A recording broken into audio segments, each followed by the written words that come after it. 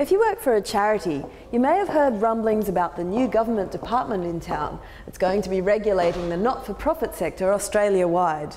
You could be asking yourself, who are these people and what do they want from me? So we'd like to introduce ourselves. We're the Australian Charities and Not-for-Profits Commission, and we'd also like to have a go at answering some of the questions that you've been asking. The ACNC was set up to make life easier for the thousands of organisations like yours that do great work around the nation. People set up charities because they want to do something positive in their community, or because they want to advance a cause, or they want to change the world. And we want them to spend their time actually doing that rather than having to comply with reporting requirements to us or to government. There's really quite strong, broad-based support for a charity regulator, but, and there's always a but, people are quite concerned at the red tape. They're concerned that the ACNC be independent. They're concerned if there are broad powers heavily used, and so we see it as quite important to engage on our regulatory approach, and once the bill is passed we will do that. And there's a nervousness at what it might mean in terms of their own internal governance practice and their data keeping for financial reporting. So we see a really important role in getting information to them, but also in our own administrative requirements, only asking for things that we absolutely need, and then looking to the ways in which we can use information more than once. Australia's states and territories already have their own regulations, and you've voiced concerns that the ACNC will just create more hoops for you to jump through. Well, there's really a suite of initiatives that are underway. One that we've talked a little bit about already is called a Charity Passport, and that brings in the promise that the government's made to report once, use often, if you're a charity.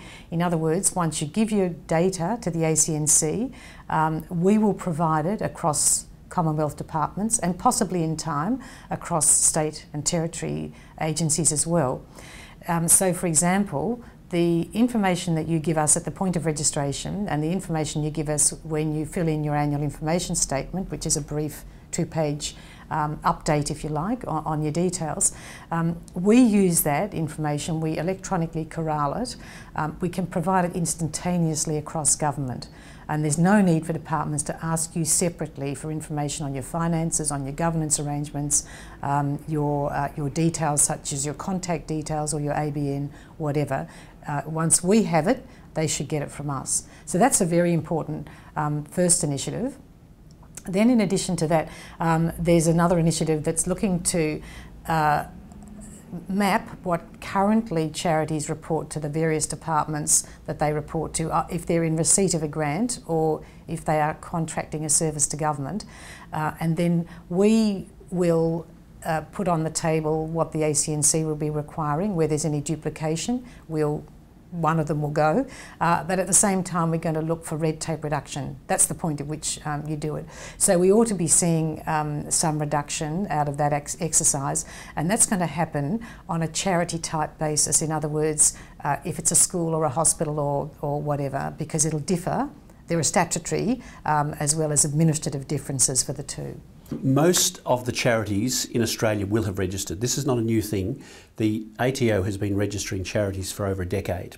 And so we will simply take that register and that will form the basis of our register. So for most charities, they will already be registered, and on day one, there'll be nothing to do. They could decide to opt out later, but they've got time to think about that. So certainly not a headache for existing charities. It will be people who have a new mission and want to create a new charity that will fill out a form in a very similar way to what they had to do with the Australian Taxation Office. And the form will be online, or there will be a paper alternative if people prefer. And having filled out that form, that will cover all the information that we need to determine whether they are a charity, and then we'll hand that form over to the Australian Taxation Office to determine what tax concessions they'll be entitled to.